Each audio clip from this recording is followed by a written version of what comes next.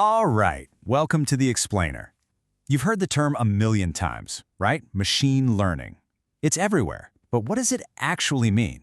Well, today we're going to demystify it. So, to get our heads around this, let's start with a puzzle. How would you, yes, you, write a computer program that can recognize a handwritten number? Seriously, think about that for a moment. I mean, you could try to come up with a bunch of rules, right? Like a 2 has a loopy bit at the bottom and a curvy thing on top, but what about my messy handwriting? Or yours? Suddenly, your rules fall apart. And that's the whole problem. Things that are easy for us, things based on intuition and just seeing patterns, they are incredibly hard to explain to a computer with a list of rigid step-by-step instructions.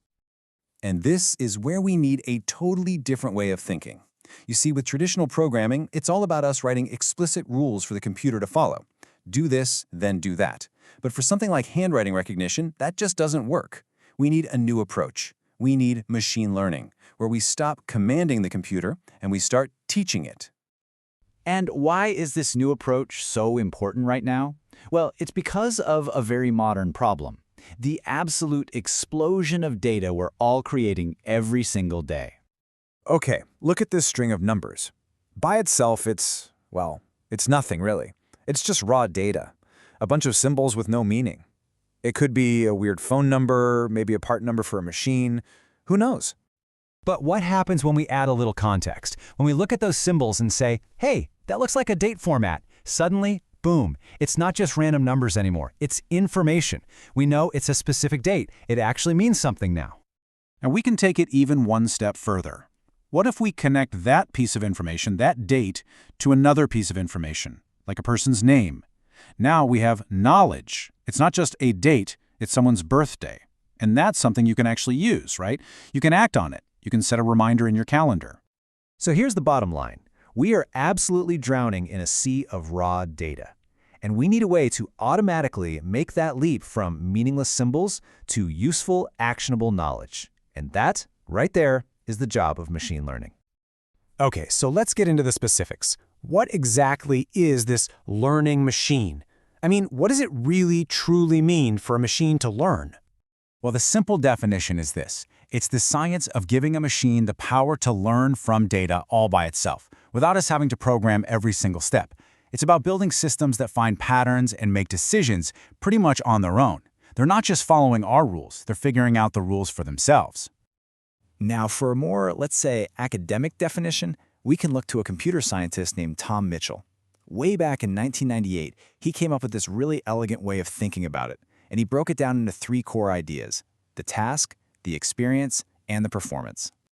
And this is a perfect way to understand it. Let's take something we all deal with every day, a spam filter. So the task, the T, is pretty obvious. Classify emails as either spam or not spam. The experience, the E, is the system learning from you. Every time you click that Mark as Spam button, it's learning. And finally, the performance, the P, is just how well it does its job. How many emails does it get right? And once you get that simple framework, task, experience, performance, it's like a switch flips. You start seeing machine learning absolutely everywhere.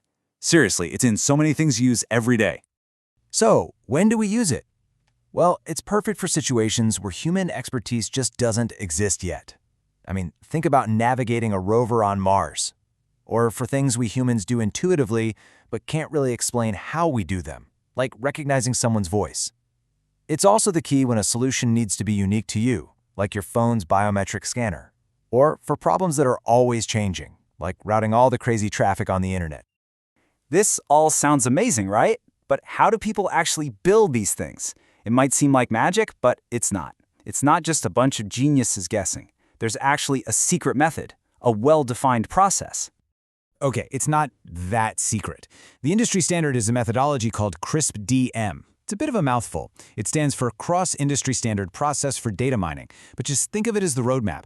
It's the step-by-step guide that takes you all the way from a basic business question to a working ML model. And here are the 6 phases of that roadmap. It all kicks off with business understanding. You have to know what problem you're trying to solve. Then you dive into the data itself with data understanding and data preparation. That's the cleaning and organizing part. Then comes the fun stuff, modeling, where you actually train the algorithms. But you're not done. You have to evaluate it to make sure it's actually working. And finally, deployment, which is just a fancy word for putting it out there in the real world to do its job. So what's the big takeaway here? It's that machine learning isn't some magical black box. When you pull back the curtain on all the hype, what you find is a structured, scientific process. It's a powerful tool for solving really, really hard problems. But that leaves us with one last, kind of nagging question, doesn't it? If the process is so clear-cut, if we have this nice 6-step roadmap, then why is it still so incredibly hard to get right? Why do so many projects struggle? Now that is a very good question. For another time.